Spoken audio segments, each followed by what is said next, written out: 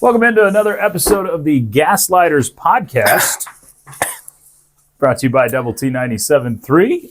Am I late? A little bit. Alongside Clint Scott, I'm Chois Woodman. Clint's got his Sorry, I was doing something else. His gear on, but okay. What's up? Gaslighters Podcast? Yeah. Episode question mark? Yeah, I don't remember what we're on. Episode I think it's 8. 7. 7. It's somewhere between 5 and 10. I know that. But this one a little happier because the Red Raiders looked quite a bit better this week.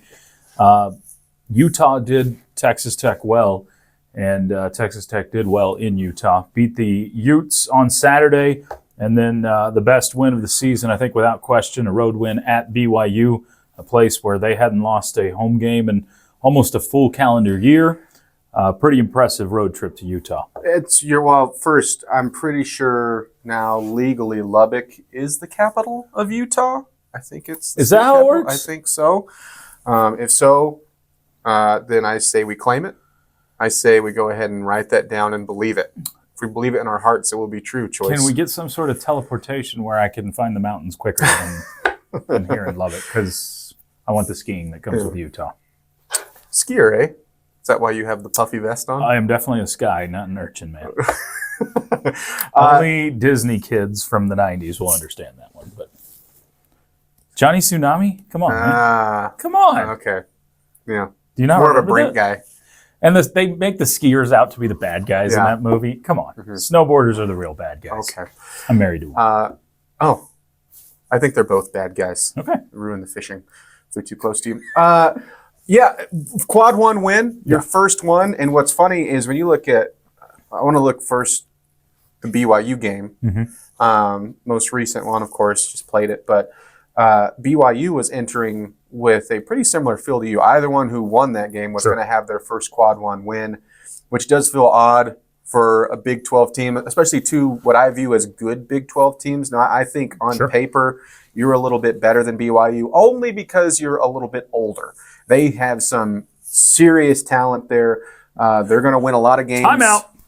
You can't be older than BYU. Half their guys are like 26 or 28. Maybe just in basketball experience years? Okay. How about that? They did have it made me laugh when, who was it? Nels made a move on Christian Anderson, got around him, and I went, that's a 26-year-old who just made a move on, a 19-year-old? That's dumb. And he's already been married for 4 years. He's 2 college careers older than that guy. Of course he's going to win that sometimes. Crazy. It is crazy. But BYU was looking for the same exact thing you were.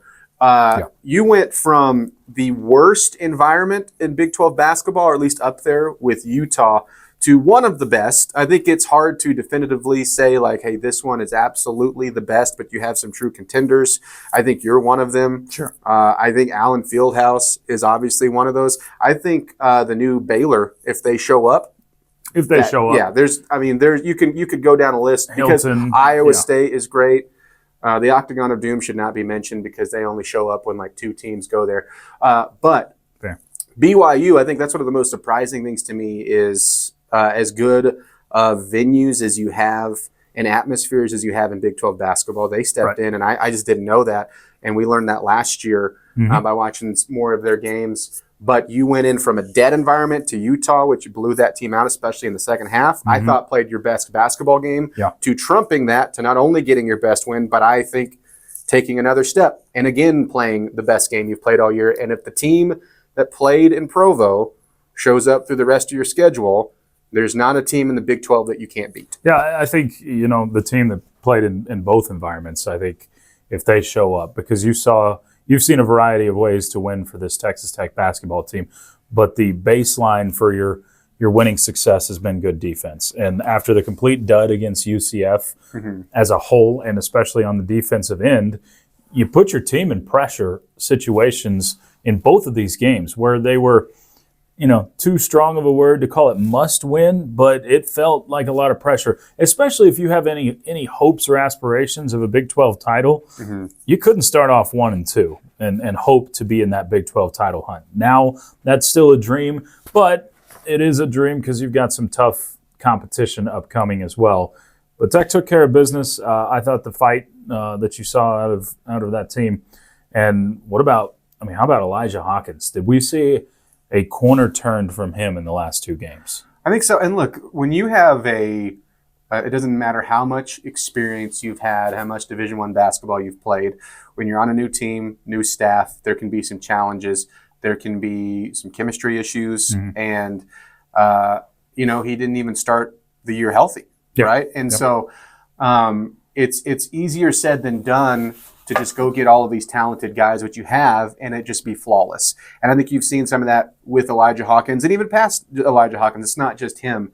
But I think you've seen him take some significant strides. And last night, it did feel, really the past 2 games, it felt like he has certainly turned a corner, and you knew he was going to have an important role on this team. And I think he's starting to really fill those shoes, if you will. And it helps when he is knocking down as many threes as he is. Sure. Because that wasn't like the selling point for him. No, right? That's not what you're counting on every day. Yes, you knew he could do it, but you weren't like bringing in this guy going, he's going to hit 6 threes a night. You have other 3-point shooters. You knew he could do it. But if he's having a game like that, I think that's what's fun about this team is you have a lot of guys that can do that from the perimeter, and it just happened to be Elijah Hawkins. You go from him, Choice, to down the stretch, Darian Williams. It's hard to pick an MVP from that game, but I would probably lean towards Darian Williams because he took that game over for you. Yeah, he went and got buckets when you needed buckets. But back to Hawkins for a moment, and Williams. It's not just their point scoring, obviously not with Hawkins, but the setting up the offense and Williams' ability to pass, and Hawkins 5 assists, 0 turnovers to go along with 22 points and 6 3-pointers. I mean, that's extremely impressive, and you'll take that any night. But I think what's natural as a fan of sports, you tend to go back to your good years. You tend to compare everything. In Tech football, we compare everything to the Leach era. You hearken back to the good times, and it's a natural thing to compare. Start to look. Your best year ever was 2019. You made it to the Final Four. You made it to the national championship game. How does this team line up? And where I think this team does line up and compare to that one is just your ability to have several different guys go help you win a basketball game. Even when one is off, like a JT Toppin was against BYU, you have other guys like Hawkins step up on the scoring side.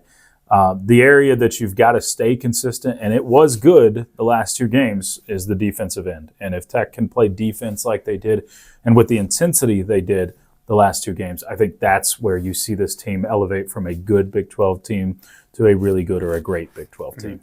I think it's interesting.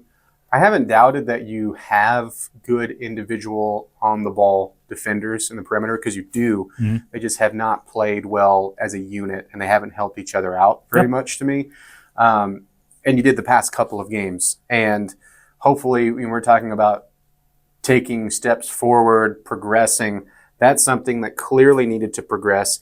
And I thought you did that against a very good offense in BYU. I love how Kevin Young approaches that BYU team. It's a little bit more professional on the spacing and how you attack offensively. You have some pros on that roster. I mean, the freshman point guard, Egor Dimin, nice. He's legit. Spell that in Russian. I'm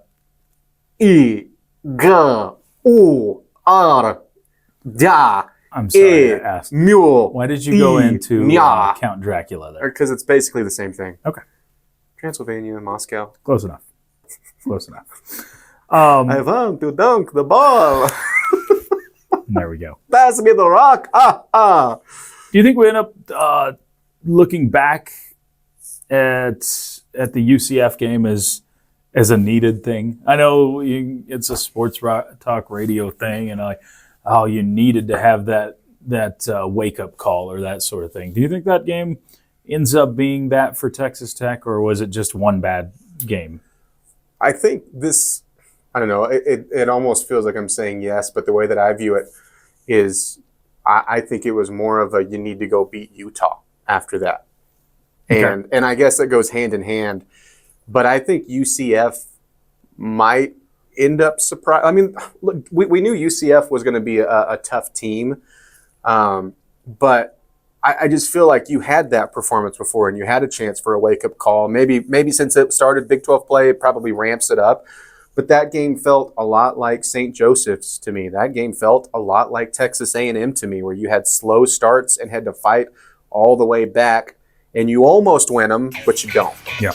And so I guess my, here, knock on wood, is that's the last time you see that obvious of a slow start. Yeah. You're not going to win every Big 12 game. Not every single performance is going to be pretty.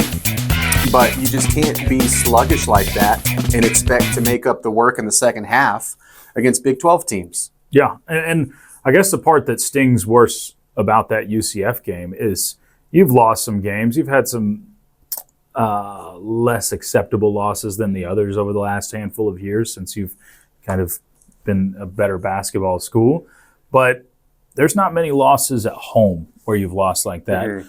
Where you're a 13.5-point favorite and lose on your home floor. So that's what I guess was the bigger slap in the face for that particular game. Not saying UCF's not a good basketball team, but they're not a team that should beat Texas Tech in United Supermarkets. That's not a team that any of us expect to compete for a Big 12 championship. And if they make a tournament, it feels like they're going to be a fringe bubble team. Yeah.